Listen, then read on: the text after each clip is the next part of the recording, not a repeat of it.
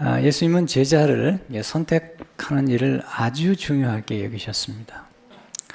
주님이 밤이 새워 기도하셨다는 기록이 많지 않은데 제자들을 선택하실 때에 밤이 새워 기도하셨어요. 누가복음 6장 12절 13절을 보게 되면 이때 예수께서 기도하시러 산으로 가사 밤이 새도록 하나님께 기도하시고 밝음에 그 제자들을 부르사 그 중에서 12를 택하여 사도라 칭하셨으니, 사람을 얻는 것은 정말 소중한 거고 또 제자를 선택하는 것은 아주 소중한 일인 것이죠. 왜 이토록 중요하게 생각하셨을까요? 사람을 선택한다는 것은 그 사람과 더불어 새로운 미래를 선택하는 것이기 때문이죠. 사실 한 사람이 우리의 삶 속에 찾아온다는 것, 또 그 한 사람과 진실되이 어떤 관계를 맺는다는 것은 엄청난 사건이죠. 제가 소개한 적 있지만 제가 이 말씀을 준비하면서 떠오른 정현종 시인의 방문객이라는 시 조금만 소개해 드리겠습니다. 사람이 온다는 건 실은 어마어마한 일이다. 그는 그의 과거와 현재와 그리고 그의 미래와 함께 오기 때문이다. 한 사람의 일생이 오기 때문이다. 누군가를 만나 결혼한다는 것은 정말 대단한 일이죠. 또 두 사람의 관계에서만 끝나는 게 아니라 양가의 관계와 또 심지어는 두 사람을 통해서 태어나게 될 자녀들, 또 그들의 자녀들 이렇게 영향을 끼치게 되죠. 예수님과 베드로와의 만남, 12제자의 만남도 놀라운 영향을 끼치는 것을 보게 됩니다. 그래서 러시아의 격언 가운데 전쟁터에 나갈 때는 2번 기도하라. 그러나 결혼할 때는 3번 기도하라. 사람을 선택하는 게 너무너무 중요한 일이죠. 주님은 이 본문에서 우리에게 가르쳐 주시기 원하는 교훈이 뭘까요? 첫째로 예수님은 선택할 제자들을 잘 분별을 하기 위해서 기도하셨습니다. 선택을 잘하려면 분별을 잘해야 되는데 예수님께는 많은 제자들이 있었어요. 그들 가운데에서 12사람을 사도로 선택하신 것을 보게 되죠. 오늘 보면 다시 누가복음 6장 12절 13절을 보게 되면 이때 예수께서 기도하시러 산으로 가사 밤이 새도록 하나님께 기도하시고 밝음에 그 제자들을 부르사 그 중에서 12를 택하여 사도라 칭하셨으니, 예수님 곁에는 제자들이 많았죠. 17절에 보게 되면 예수께서 그들과 함께 내려오사 평지에 서시니 그 제자의 많은 무리와 많은 제자들이 있었습니다. 누가복음 10장 17절을 보면 70인이 기뻐하며 돌아와 70인의 제자가 있었습니다. 그 많은 제자 가운데 특별히 12명을 선택하신 것을 보게 됩니다. 왜 기도하셨을까요? 하나님과 함께 상의를 하신 거죠. 어떤 사람을 많은 제자 가운데 선택하면 좋겠는지. 우리에게도 사람을 선택할 때는 밤새워 기도하라고 말씀하신 거죠. 왜 우리가 기도하죠? 기도할 때 하나님이 분별할 수 있는 지혜를 주기 때문이죠. 다니엘서 2장 20절 21절을 보게 되면 다니엘이 기도한 후에 그가 하나님께 감사하는 글을 남겼죠. 다니엘이 말하 이르되 영원부터 영원까지 하나님의 이름을 찬송할 것은 지혜와 능력이 그에게 있음이로다. 그런 때와 계절을 바꾸시며 왕들을 폐하시고 왕들을 세우시며 지혜자에게 지혜를 주시고 총명한 자에게 지식을 주시는도다. 하나님은 지혜의 하나님이시죠. 또 하나님은 지혜를 주시는 분이세요. 언제 주시죠? 우리가 기도할 때 하나님 지혜를 주시잖아요. 야고보 1장 5절을 보게 되면 너희 중에 누구든지 지혜가 부족하거든 모든 사람에게 후히 주시고 꾸짖지 않으시는 하나님께 구하라. 그리하면 주시리라. 왜 지혜를 얻어야 되죠? 지혜는 분별력이기 때문이죠. 사람을 분별하고 때를 분별하고 또 장소를 분별하고 특별히 하나님의 뜻을 분별하고 하나님 어떻게 우리의 삶 속에서 일하고 계신지를 분별하는 것이 분별력이죠.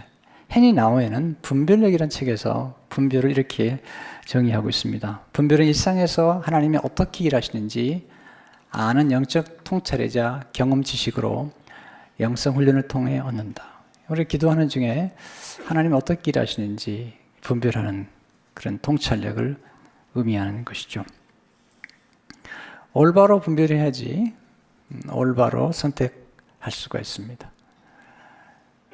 많은 경험을 통해서 배우지만 특별히 중요한 것은 매번마다 겸손하게 기도해야 돼요.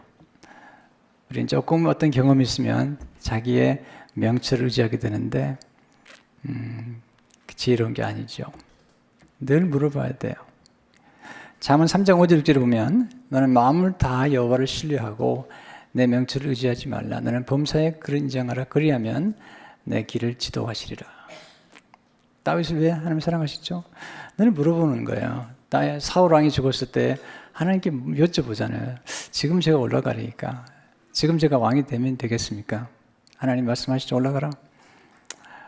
또 물어보죠. 하나님 어디로 가면 좋겠습니까? 헤브론으로 가라. 헤브론 아주 중요한 지역이거든요. 7년 반 동안 거기서 유다 왕으로 이제 섬기죠. 그리고 이제 북이스라엘까지 그에게 찾아오니까 이제 두 나라, 그러니까 지금 두 영역이죠. 남과 북을 통일할 수 있는 이제 새로운 땅, 예루살렘, 시온을 선택하는 것을 보게 되죠. 두 번째, 예수님이 제자를 선택하신 이유를 배우는 게 중요하죠. 왜 제자를 선택하셨죠? 왜 혼자 일하시지 않으셨죠? 왜 제자를 선택하셨죠? 첫째로, 예수님 친밀한 사랑의 교제를 위해서 제자를 선택하셨어요. 이거 아주 굉장히 중요한 원리예요. 마가복음 3장 14절을 보게 되면 이에 12를 세우셨으니 이는 자기와 함께 있게 하시고 먼저 함께 있게 하기 위해서 세우셨고요. 또 보내사 전도도 하며 전도가 먼저가 아니에요. 하나님과 함께 하는 거죠. 일이 먼저가 아니에요. 관계가 먼저죠. 일이 먼저가 아니에요. 교제가 먼저죠. 우리가 이제 일 중심인 경우에 굉장히 조심해야 돼요. 주님은 제자들에게 물론 앞으로 일꾼으로 삼으시기 위해서 부르셨지만 주님은 서두르지 않으셨고요. 친밀한 교제를 나누시는 것을 보게 됩니다. 베드로의 삶을 변화시킨 것은 예수님의 사랑이죠. 그것도 집중된 관심, 집중된 사랑.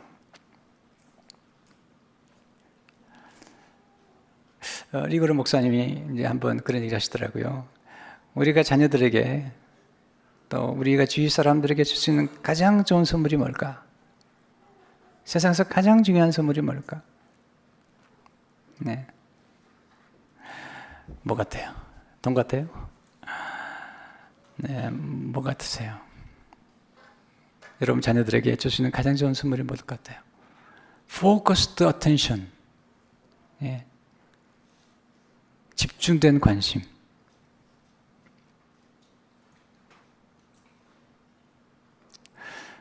보통 텔레비전을 한 주간에 보통 30시간 본다고 그래요. 보통. 또 스마트폰을 여러분들이 너무 자주 보잖아요. 근데 정말 남편의 얼굴을, 정말 아내의 얼굴을, 여러분의 자녀의 얼굴을 얼마나 집중돼 보신 적 있으신지요? Focused attention. 네. 우린 다 건성이잖아요. 그래. 그래. 여러분 보던 신문을 내려놓고 별로 중요하지 않은 스마트폰 좀 내려놓으시고 얼굴을 바라보면서 우리 이제 식사할 때도 이제는 스마트폰 옆에 놓고 뒤져보는데요. 별로 중요하지 않아요.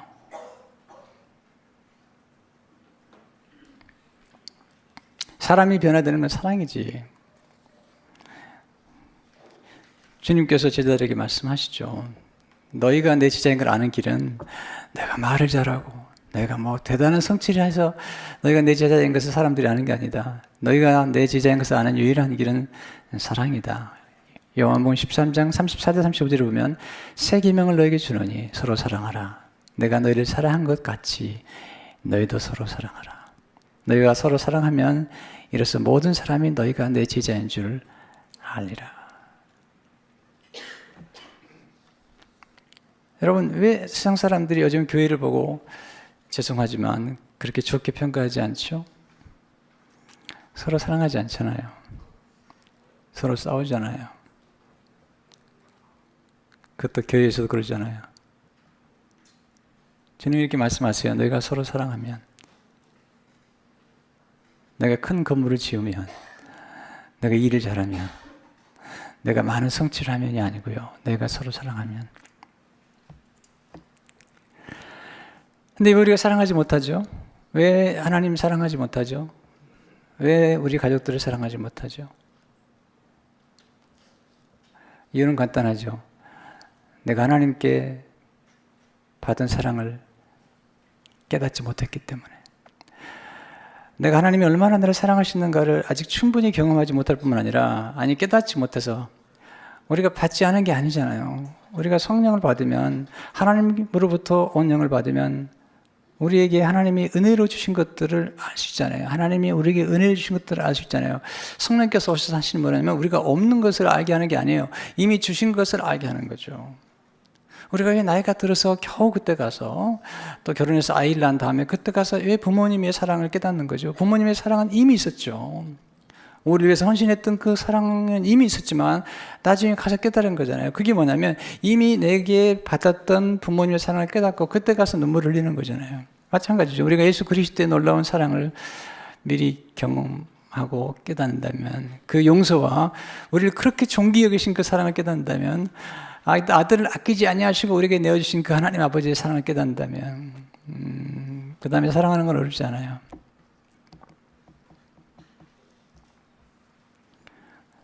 예수님 말씀하세요. 아버지께서 나를 사랑하신 그 사랑을 받았기 때문에 내가 너를 사랑한다. 그리고 내가 너를 사랑한 것처럼 너희도 서로 사랑하라. 요한복음 15장 9절 10절을 보니까 아버지께서 나를 사랑하신 것 같이, As the Father has loved me, so have I loved you. 나도 너희를 사랑하신 나의 사랑 안에 거하라. 내가 아버지의 계명을 지켜 그 사랑 안에 거하는 것 같이 너희도 내 계명을 지키면 내 사랑 안에 거하리라.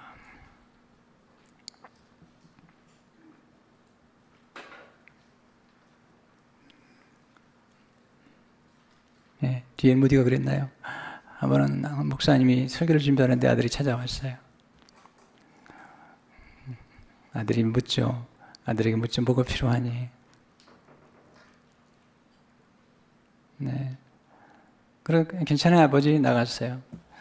또 설교를 준비하는데 아들이 또 들어왔어요. 뭐가 필요하니? 아니요, 아버지. 또 나갔다 또 들어온 거죠. 아버지가 묻습니다. 뭐가 필요하니? 아들이 아버지, 함께 있고 싶어요. 함께 있고 싶어요.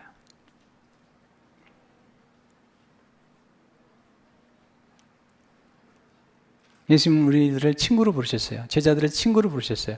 여러분, 보통 그 당시에 랍비들은 제자를 친구로 삼지 않았어요. 아주 놀라운 권위를 가지고 그랬는데 예수님은 친구로 삼으셨어요.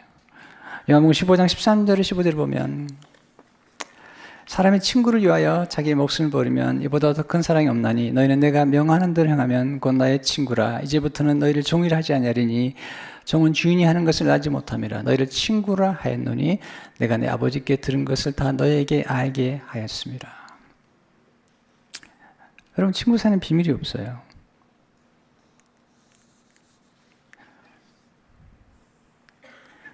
사람을 얻는 그런 지혜에 관해서 목회서천에 이번 주에 썼는데요. 한 목사님이 저한테 물어봐요. 목사님, 이렇게 사람을 얻으려면 우정을 가꾸라고 그랬는데, 우정을 나누라고 그랬는데, 목회자인 제가 성도들과 어떻게 우정을 나누죠? 그 비밀이 뭐죠? 비밀은 간단하죠. 희생하는 거죠. 예수님 말씀하시잖아요. 친구를 위하여 목숨을 버리면 이보다 더 큰 사랑이 없나니.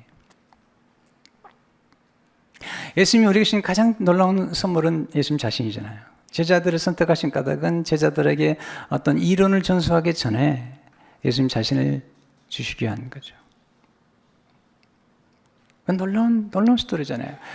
우리가 허준이라고 하는 드라마에서 받은 놀라운 감동은 뭐냐면 그 훌륭한 의사가 마지막 죽으면서 제자에게 자기 몸을 내어주잖아요. 그 당시에 유교에서는 스승의 몸을 함부로 해부하거나 부모나 또 왕의 몸을 칼로 손을 대면 안 되거든요.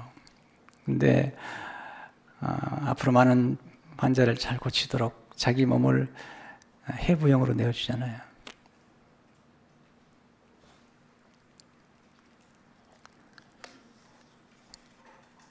베드로가 예수님 3번 부인하잖아요. 그리고 나중에 이제 예수님 부활하신 후에 베드로를 찾아오셔서 물으시죠. 뭘 물어보셨죠? 너 얼마나 일 잘하니? 얼마나 설교 잘하니? 이런 거 물어보지 않으셨어요. 3번 물어보셨는데요. 내가 너를 사랑하느냐? 야무 21장 15절을 보면 그들이 저밥 먹은 후에 예수께서 시몬 베드로에게 이르시되 요한의 아들 시몬아 내가 이 사람들보다 나를 더 사랑하느냐 하시니 이르되 주님 그러하나이다. 내가 주님을 사랑하는 줄 주님께서 아시나이다. 이르시되 내 어린 양을 먹이라 하시고. 물론 우리 삶 가운데 역량이라는 건 중요하죠. 컴피턴스가 중요하지만 더 중요한 게 사랑이잖아요. 그런데 예수님은 사명을 맡기시기 위해서 제자들을 선택하셨어요. 먼저 사랑하시고 그리고 소명과 사명을 맡기시는 거죠. 사도란 어떤 뜻이냐면 사도란 보내심을 받은 사람이란 뜻이죠. 마가복음 3장 13절을 보게 되면 또 산에 오르사 자기가 원하는 자들을 부르시니 부르신다는 게 소명이에요. 콜링이죠. 나온 자를 12를 세우셨으니 이는 자기와 함께 있게 하시고 또 보내사 이것이 사명이죠. 미션이죠. 전도도 하며. 정말 좋은 만남은 뭘까요? 사랑의 만남이죠. 순수한 사랑의 만남이 좋은 것 같아요. 너무 이익을 챙기고 뭔가 내가 얻어내기 위해서 그렇게 사람들 곁에 가는 건 순수하지 않아요. 사람은 다 알아요. 영물이기 때문에. 정말 순수한 사랑이 필요해요. 남을 배려하는 사랑. 성숙한 사랑은 쉽지 않아요. 근데 그보다 더 중요한 게 있어요. 정말 좋은 만남은 거룩한 목적을 이루는 만남이죠. 하나님의 뜻을 이루는 만남이죠. 제자들을 사랑하셨어요. 그 이유는 예수 그리스도께서 우리에게 맡기신 영혼 구원을 위한 것이죠. 요한복음 20장 20절을 보게 되면 예수께서 또 이르시되 너에게 평강했을지어다. 아버지께서 나를 보내신 것 같이 나도 너희를 보내노라. 그냥 보내신 게 아니고요. 그들에게 능력과 권위를 주셨어요. 누가복음 9장 1절을 보니까 예수께서 12제자를 불러 모으사 모든 귀신을 제어하며 병을 고치는 능력과 권위를 주시고 하나님의 나라를 전파하며 앓는 자를 고치게 하려고 내보내시며. 세 번째, 예수님은 12제자를 공동체 안에서 키우셨어요. 혼자 일하시지 않았어요. 이게 굉장히 중요한 원리, 이걸 깨달아야 돼요. 공동체 안에서 제자들을 선택하셨고 또 12명을 소그룹 공동체로 선택하신 거죠. 하나님의 나라는 이 공동체로 움직이는 거잖아요. 누가복음 6장 14절에 16절에 보면 곧 베드로라고도 이름을 주신 시몬과 그의 동생 안드레와 야고보와 요한과 빌립과 바돌로메와 마테와 도마와 알피의 아들 야고보와 셀롯이라는 시몬과 야고보의 아들 유다와 예수를 파는 자들 가룟 유다라. 놀라운 사실, 예수님께서 12제자를 선택하실 때 아주 다양한 사람들 선택하실 뿐만 아니라 일정한 질서를 가지고 선택했고요. 예수님 12제자 이름이 나오는 것이 이제 마태복음 10장, 마가복음 3장, 그리고 누가복음 6장, 그리고 사도행전 1장인데 항상 먼저 베드로가 나와요. 왜냐하면 탑 리더를 먼저 세우고 그리고 세 그룹으로 나눠요. 4명씩 나누고 4명 가운데 또 지도자를 세워요. 하나님 나라는 그렇게 움직이지는 나라도 지도자가 중요하죠. 지도자가 정말 중요하죠. 예수님도 제자 12제를 이끌어 가신 것처럼. 자, 여기서 우리가 이제 세 그룹을 좀 보겠는데요. 첫째는 베드로죠. 베드로 시몬이라고 하기도 하죠. 안드레, 야고보, 요한 이 네 명 가운데 베드로가 또 이제 리더가 되고요. 그다음에 보시면 빌립이 나오죠. 바돌로메라고 그러는데 이제 요한복음에 보면 나다나엘이 나오는데 바돌로메라고 하는 이 바는 아들이라고 하는 뜻이에요. 돌로메의 아들. 예수님께서 베드로를 부르실 때 바요나 시몬아, 바요나 시몬아 말은 요나의 아들 시몬아 뜻이죠. 마태는 셀인데 레이라고도 부르죠. 그리고 도마가 있고요. 이 그룹의 리더는 빌립이죠. 그 다음 그룹이 나오는데 작은 야고보. 요한의 형제 야고보를 이제 좀 구별하기 위해서 작은 야고보라고. 시몬은 셀럿이란 말은 영어에 보면요. zealot, 열심당이라는 뜻이에요. 가나나인도 이 어원에 보면 열심당이는. 그 당시에 세리 같은 사람은 매국노였다고 표현했고요. 여기 열심당은 이런 매국노들은 무조건 죽이는 사람들이었어요. 근데 그런 도저히 어울릴 수 없는 이런 저와 같지 않은 사람들을 어울리게 했죠. 그 다음 유다가 있고요. 이제 가룟 유다 구별하기 위해서 다데오 유다가 있고요. 그 다음에 가룟 유다가 있는 것을 보게 되죠. 왜 공동체일까요? 왜 예수님이 혼자 하면 안 되시나요? 그 전능하신 하나님이 아들이 다 혼자 만드나요? 근데 아니에요. 왜냐하면 몇 가지 이유가 있어요. 첫째로 성삼위 하나님이 공동체신 까닭이에요. 하나님은 성부와 성자와 성령 하나님이세요. 하나님이 계세요. 성부 하나님 아버지가 계시고요. 성자 하나님 아들 예수님이 계시고 성령 하나님이 계신데 이 세 분은 다 똑같으신 하나님이세요. 동질이에요. 우리가 다 이야기는 어렵지만 혼자 일하시지 않으세요. 네.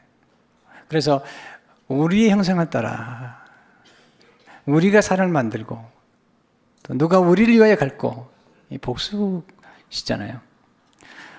저는 신비롭게도 예수 믿고 신학교에 가기 전부터 이 성부, 성자, 성령 하나님의 아름다운 조화를 보면서 굉장히 감동을 받았어요. 야, 정말 너무 아름답다. 제가 거기서 배운 원리가 있어요. 제가 신학교 가기 전부터 깨달은 원리예요. 너무너무 놀라웠어요. 너무너무 아름답다. 이렇게 아름다운 교회나 이렇게 아름다운 가정을 이루면 좋겠다. 첫째는 질서의 원리죠. 질서의 원리죠. 하나님 아버지가 계시고요. 그리고 아들이 계시고요. 그리고 성령님이 계시는데 서로의 질서가 분명해요. 예수님은 절대로 하나님 아버지의 자리에 앉지 않아요. 성경에 보시면 항상 하나님 보좌 우편에 앉으세요. 하나님 아버지의 자리에 앉지 않아요. 질서가 분명해요. 근데 하나님 아버지와 예수님과 성령님은 똑같으세요. 근데 질서가 있는 거죠. 그래서 예수님은 항상 성령님을 높여드리고요. 성령님은 항상 예수 그리스도를 드러내시죠. 자, 가정도 질서가 필요하잖아요. 성경은 분명히 이렇게 가죠. 남자는 곧 남편은 아내의 머리라는 거예요. 그리고 아내는 남편에게 순종하라는 거죠. 이렇게 설교하면 남편들이 너무 좋아해요. 아멘. 내가 모르는 게 하나 있어요. 머리가 뭔데요? 머리는 세도를 부리라는 얘기 아니에요. 성경에서 말하는 머리 대신 예수 그리스도께서 보여준 건 두 가지죠. 첫째는 철저한 희생이죠. 예수님이 머리 대신 예수님이 죽으셨어요. 그러니까 남편은 아내의 머리가 된다면 남편은 아내를 위해 죽어야 돼요. 마치 그리스도께서 신부된 교회를 위해서 죽으신 것처럼. 또 하나는 뭔지 아세요? 예수님 머리 된 예수님이 섬기셨잖아요. 인자가 온 것은 섬김을 받으려 함이 아니라 도리어 섬기려 하고. 그러니까 우리가 머리 된 남편의 역할을 감당하려면 세도를 부리거나 큰 소리 치는 게 아니에요. 네. 아내를 위해 죽어야 돼요. 그리고 섬겨야 돼요. 또 하나의 특징이 있죠. 예수님이 하나 더 붙인다면 대신 책임을 지는 거예요. 이 머리 된 역할이죠. 대신 책임을 지는 거잖아요.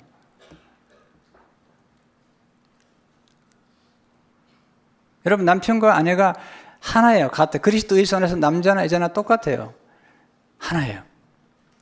그런데 질서상으로 남편이 아내의 머리가 되지만 머리가 됨이라는 것은 세도를 부리거나 큰 소리 치는 게 아니고 아내를 위해서 죽는 것, 그리고 희생하는 것, 섬기는 것, 종이 되는 거죠.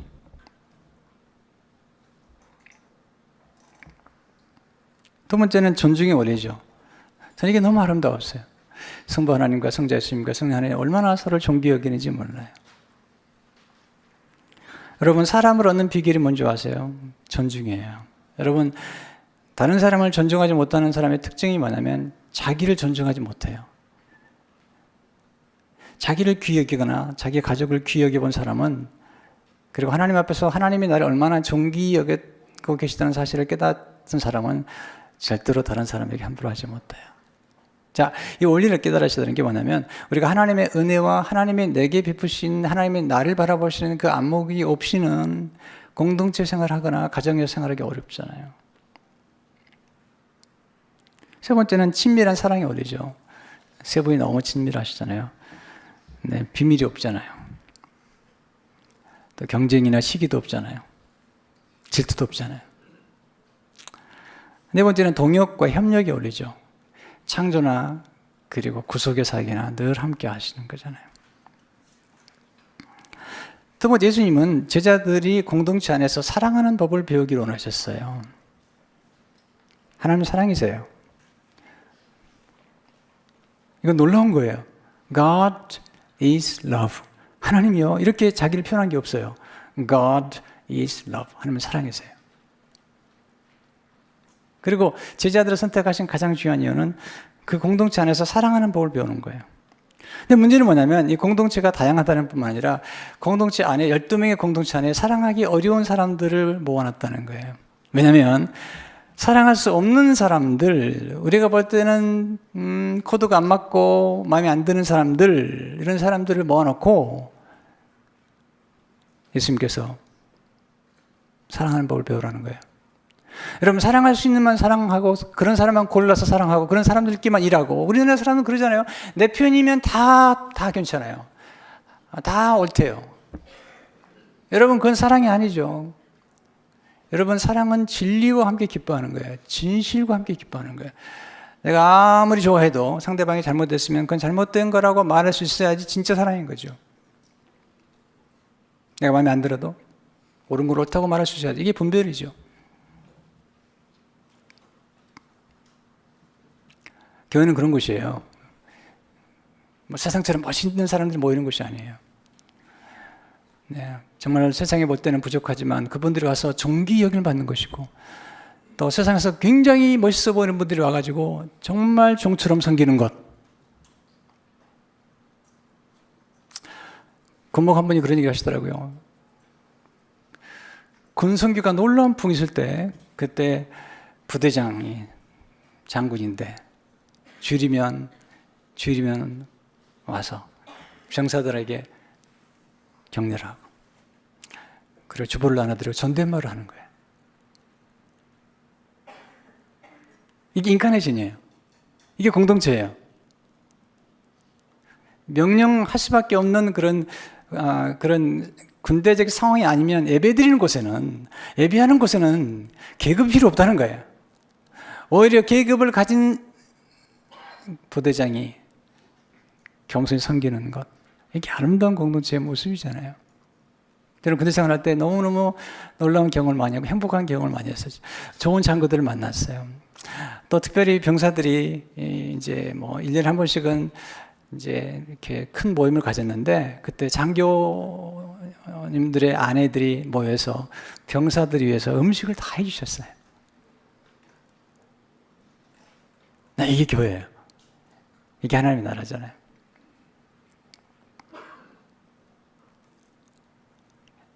이게 오히려 교회가 아름다운 교회들은 세상에서 꽤 높은 분들이, 우리가 볼 때는 꽤 괜찮은 분들이 교회에 와서 겸손히 섬기는 걸 볼 때 거기서 놀라운 변화가 일어나죠. This is what the kingdom is all about. 그래서 하나님의 나라라는 거죠.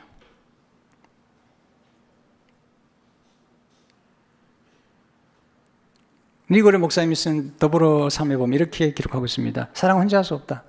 그러나 내가 사랑할 수 있는 사람을 고르고 그들만 사랑하는 것은 사랑이 아니다. 그건 사랑이 아니고 이기심이다. 예수님은 가난한 자를 위로하셨고 버림받은 자들과 어울리셨고 문둥병자를 만지셨으며 모든 종류의 죄인들과 함께 지내셨다. 삶은 사랑에 관한 것이고 하나님과 다른 사람들과의 관계를 키워나가는 것이다. 삶에서 가장 중요한 것은 사랑하는 법을 비우는 것이다. 리그 목사님 그러시더라고요. 제가 수많은 임종을 지켜봤는데, 저도 목사니까 임종을 많이 지켜보거든요. 많이 지켜보거든요. 예, 그리고 임종을 하면서 축복해드리고 가지고 이뤄드리는데, 그건 제게는 큰 축복이고요. 그리고 특권이라 생각이 되죠. 근데 이분이 그런 얘기 하시더라고요. 수많은 사람들을 임종을 지켜봤는데, 죽음 현장에서 어떤 사람도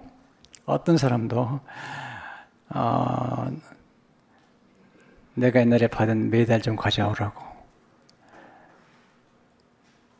성적표 좀 가져와보라고 한 사람도 없더래요. 그 순간에는 가장 사랑하는 가족들, 사람이죠.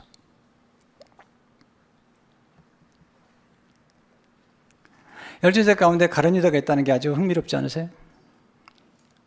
심지어 보게 되면 예수를 파는 자들 가룟 유다 같은 사람들을 넣어서 그 안에서 서로 갈등하고 씨름하게 만드는 거죠. 세 번째, 예수님은 제자들이 공동체를 통해 서로 협력하게 살아가기를 원하셨거든요. 여러분, 혼자서는 아이를 낳을 수 없습니다. 남자 여자 결혼해가지고 거기서 아이를 낳는 거죠.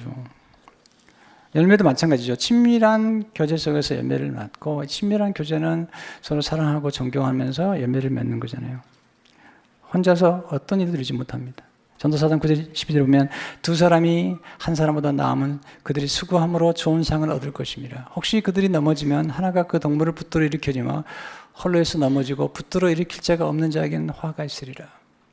또 두 사람이 함께 놓으면 따뜻하거니와 한 사람이면 어찌 따뜻하랴. 한 사람이면 패하겠거니와 두 사람이면 맞설 수 있나니 세 겹절은 쉽게 끊어지지 아니하느니라. 리글 목사님 이렇게 기록하고 있습니다. 혼자보다 함께 하나님을 섬길 때 더 많은 이점이 있다. 서로의 약점을 보완해 줄 수 있고 더 효과적으로 일하시며 우리의 능력이 배가 될 수 있고 더 큰 문제들도 물리칠 수 있다. 저는 처음 목회를 시작할 때부터 늘 더불어 시작했어요. 여러 목회자들과 더불어 일을 하고 있고요. 또 동역을 하고 있습니다. 여러분, 우리 교회 오시면 굉장히 놀라운 특징을 발견할 거예요. 그 중에 하나가 우리 교회가 가장 핵심적으로 사용하고 있는 제자 훈련 교재를 제가 만든 게 아니에요. 우리 오은철 목사님이 만든 거예요.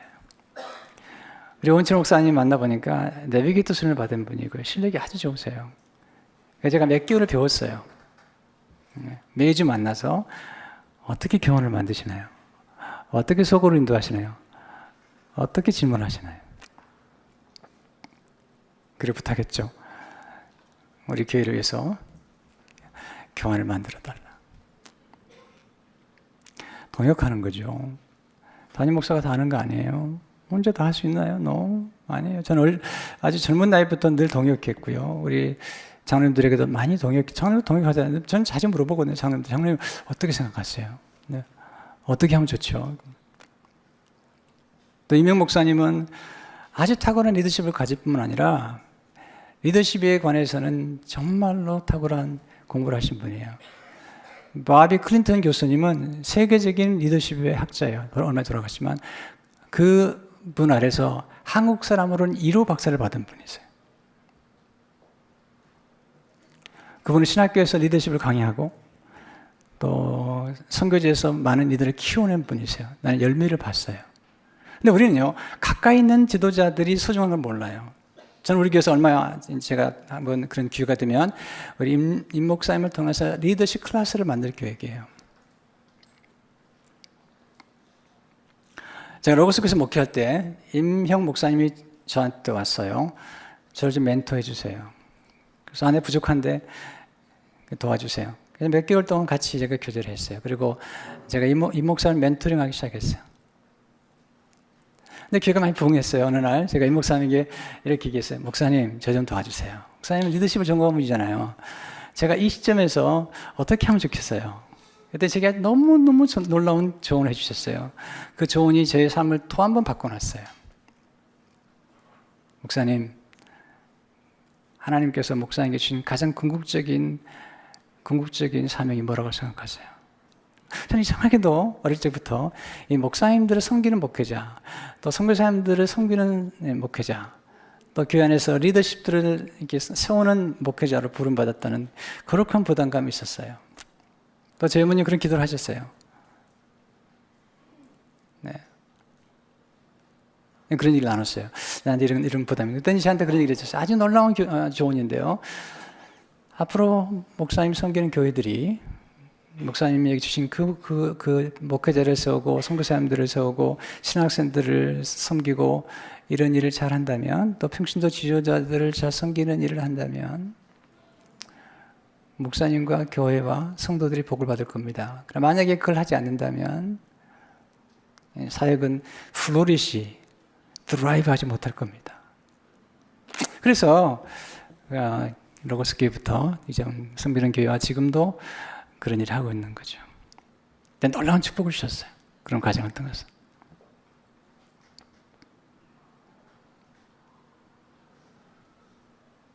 혼자 할 수 있는 게 아니에요. 교회 일을 하는 것은요.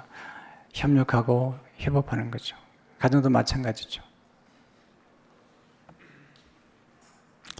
재능 권사는 자기를 위해 쓰는 게 아니에요. 재능 권사는, 하나님 주신 재능 권사는 세상의 필요, 또 교회의 필요와 만날 때 거기서 빛을 발하는 거죠. 하나님이 여러분이 주신 재능 권사를 하나님께서 어느 순간에 쓰기 원할 때가 있어요. 하나님이 여러분 주신 재능 권사와 물질은 다 청직인 거죠. 지켜서 쓰시기 원하실 때 그 타이밍, 에스더에게 모르드게 하잖아요. 너를 왕비로 세움이 이때를 위함이지 어떻게 하냐는 거예요. 이때를 위함이지 어떻게 하는 거예요.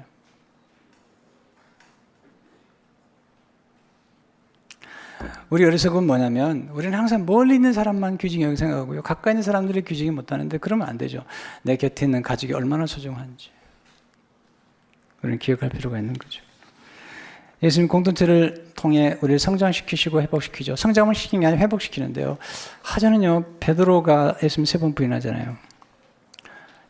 놀라운 걸 봤어요. 베드로가 예수님 3번 부인하고 예수님의 제자들이 예수님을 다 떠났거든요. 근데 놀라운 사실은 그들이 예수님을 3번 부인하고 예수님을 다 떠났는데 그들이 함께 모여 있었다는 거예요. 비록 예수님을 잠시 떠났지만 그들이 공동체로 함께 모여 있었기 때문에, 그렇기 때문에 그들이 회복도 빨랐던 거죠.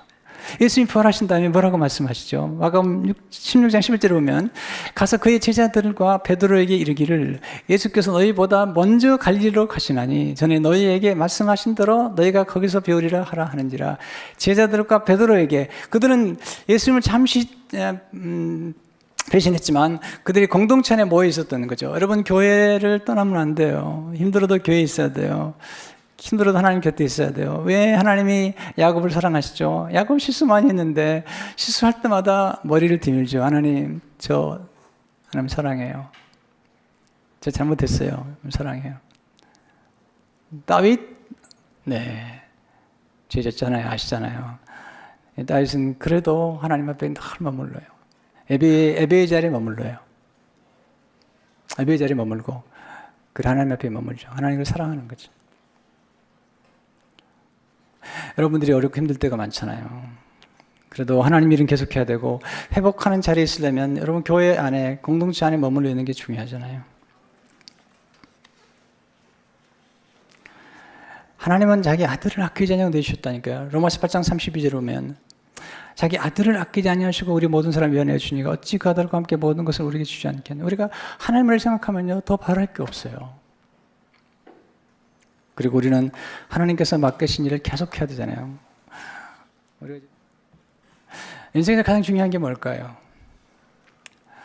저는 우리가 지금 교회를 건축하는 과정이지만 이 중에도 더 중요한 게 있는 게 그건 사랑이라고 생각할 때죠. 여러분, 이렇게 좋은 교회가 많지 않습니다. 이렇게 좋은 공동체 많지 않습니다. 이렇게 목회자들이 협업하고 또 제가 장로님들하고 이렇게 굉장히 밀접한 관계에서 이렇게 교제를 나누며 이런 교회가 많지 않아요. 거기서 이렇게 놀라운 건축을 하는 게 때문에 이게 사탄이 너무 싫어하는 거죠. 그래서 기도가 많이 필요하잖아요.